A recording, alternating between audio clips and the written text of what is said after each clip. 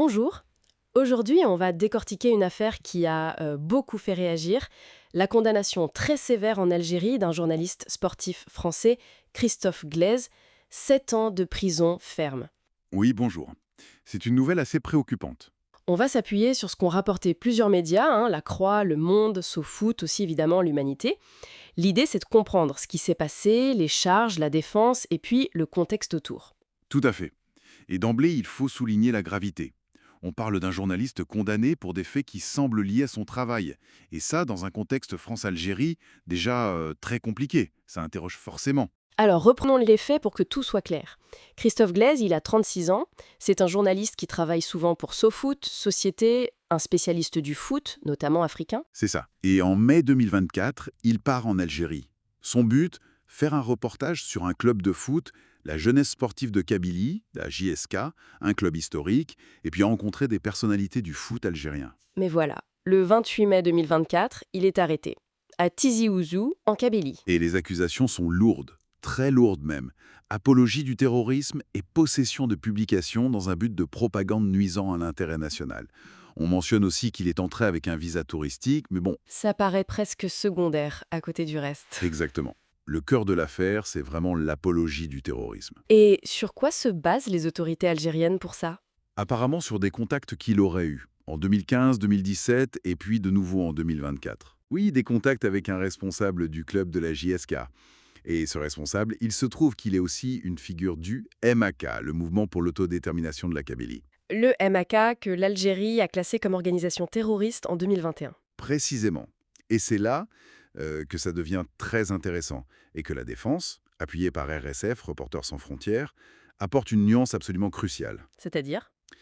Il souligne que les contacts de 2015 et 2017 y sont bien avant 2021, bien avant que le MAK soit classé terroriste par Alger, et d'ailleurs, cette classification elle-même, elle fait débat internationalement. Ah oui, ce décalage dans le temps est fondamental alors. Tout à fait, c'est le point central de la défense. Et pour le contact de 2024, ils affirment que c'était uniquement et de manière transparente pour préparer son reportage sur la JSK. Rien de caché. Donc pour RSF et Sopress, l'employeur de Glaise, ces accusations, elles ne tiennent pas. Ils disent qu'elles sont sans fondement. Oui. Oui, ils les réfutent complètement. La chronologie, c'est vraiment la clé ici. Et pourtant, la sentence tombe le 29 juin 2025. Et c'est 7 ans de prison ferme. C'est énorme. Surtout après 13 mois où il était déjà sous contrôle judiciaire, sans pouvoir quitter l'Algérie. Oui, la sévérité est frappante. Il a été incarcéré tout de suite à Tizi Ouzou. On imagine le choc. Immédiat. RSF, Sopress, la famille de Christophe Glaise, tous parlent d'indignation. Les mots sont forts, hein. C'est injuste, absurde, ça n'a aucun sens. Il y a des appels à la mobilisation, bien sûr, politique, diplomatique. Et la France officielle, le Quai d'Orsay? Alors, le Quai d'Orsay reste sur sa ligne habituelle. Pas de commentaires sur les décisions de justice d'un État souverain.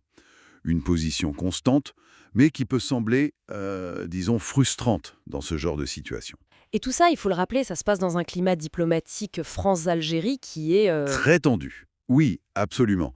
On est dans une crise assez aiguë, exacerbée par des désaccords récents, notamment sur le Sahara occidental.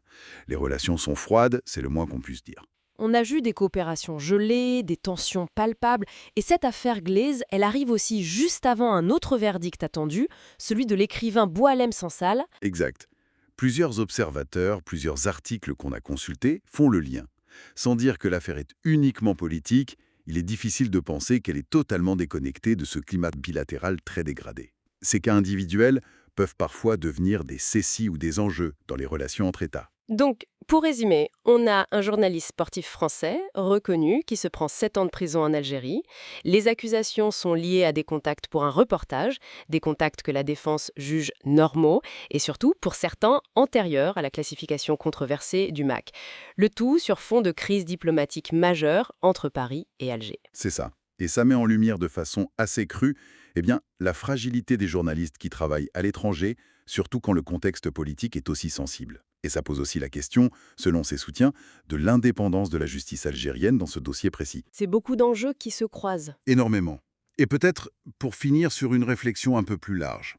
Au-delà du sort de Christophe Glaise, qui est évidemment la priorité, cette affaire nous interroge, non?